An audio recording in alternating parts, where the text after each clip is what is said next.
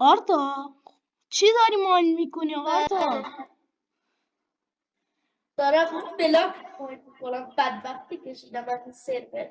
هم پینگم پایینه، از لگ دارم میگیرم. یه سرور داری بریم با هم اونجا بازی کنیم؟ یه سرور قانون سراغ نداشته دارم، باشه، یه رنگی سرور بتونیم بگیریم، تفنگ داشته باشه.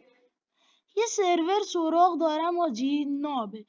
خودم هم یکی از عواملش هم مال دوستم هم هسته، اسمش دارک وید ام سی. حاجی تفنگ داره، ماشین داره، حتی دوغ آبلی هم داره. فکر کن داره برج میلاد و برج آزادی هم میسازه. خیلی ایرانی فنه آرتا، خیلی خیلی. مثل این سرورهایی که خارجی ها درست کردن برای ما اصلا پینگ نداره نباشه.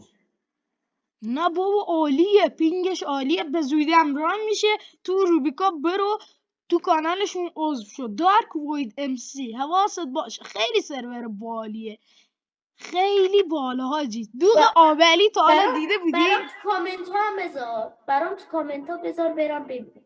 باشه تو کامنت ها بهت میگم آرتا جان.